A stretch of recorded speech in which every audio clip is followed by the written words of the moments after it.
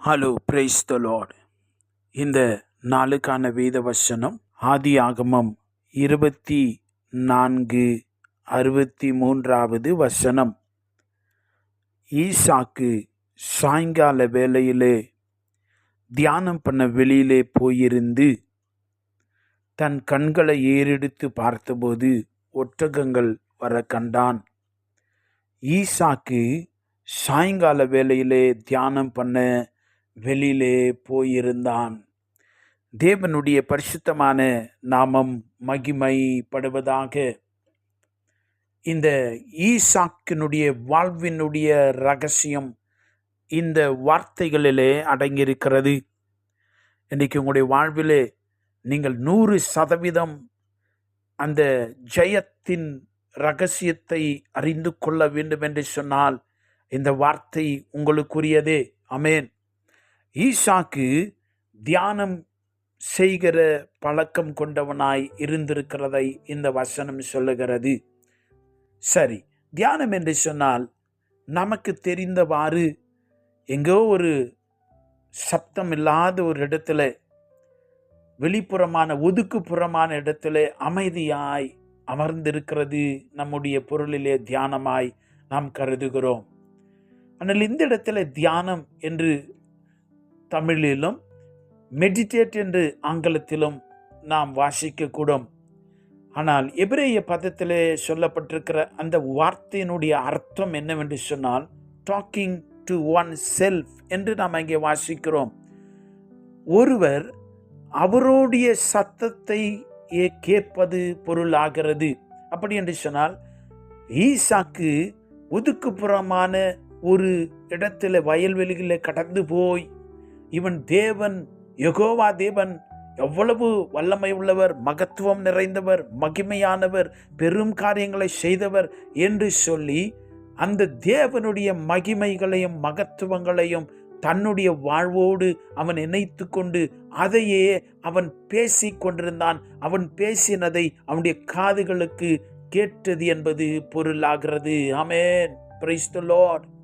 ஆனால் தமிழில் தியானம் என்று பல இடங்களில் வேதத்தில் வருகிற அங்கே உபயோகப்படுத்தப்பட்டிருக்கிற அந்த எபிரேய பதம் வேறாய் இருக்கிறது என்பதை நாம் குறிப்பிட வேண்டியது அவசியமாயிருக்கிறது.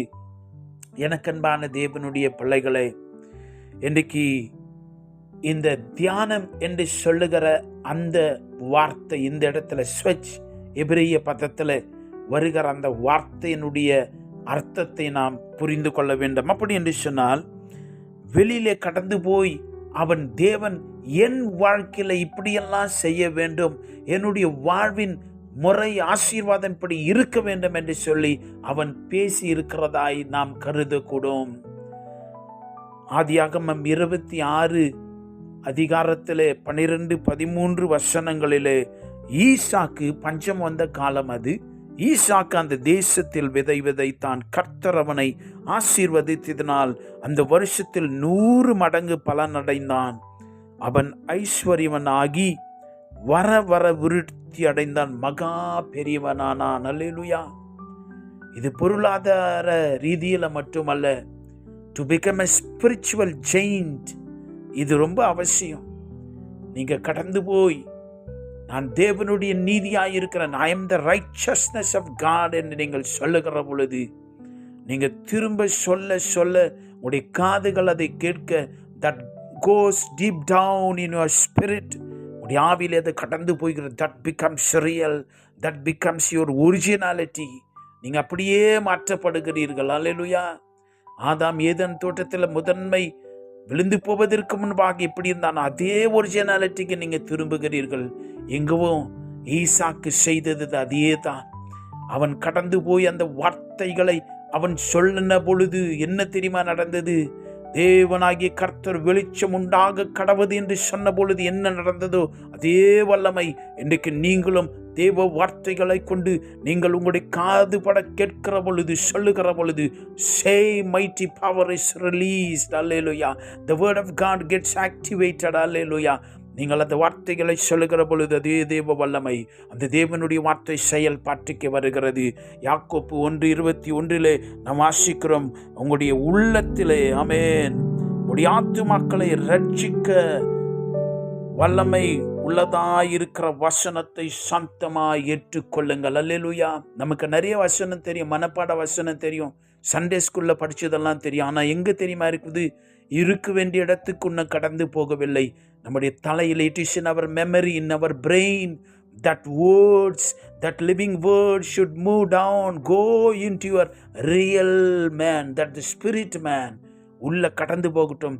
It will become like a explosive. Hallelujah. பயங்கரமான காரியங்களை செய்யும். அருமையான தேவ பிள்ளையே, இந்த வார்த்தைக்குள்ளே நாம் திடனடைவோம்.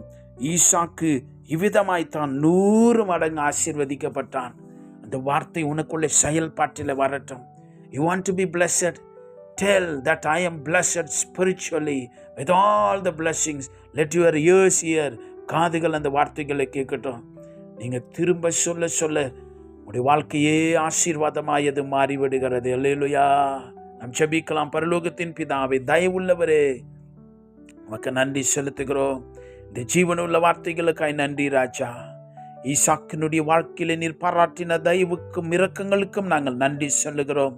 இன்னைக்கும் நாங்கள் ஆண்டவரே உமக்குள்ளே அந்த மகிமையான ஆசீர்வாதங்களை பெற்றுக்கொள்ள நாங்கள் நம்முடைய ஜீவ வார்த்தைகளை பேசுகிறவர்களாய், அறிக்கை செய்கிறவர்களாய் எங்களை மாற்றுவீராக தகப்பனே. நீ சொல்லி இருக்கிறதைக்கு நாங்கள் ஆமென் என்று சொல்லத்தக்கதாய், உமோடு சேர்ந்து பேசத்தக்கதாய் எங்களுக்கு உதவி செய்யும். இயேசுவின் நாமத்தில் ஜெபிக்கிறோம் பிதாவே. ஆமென். God bless you.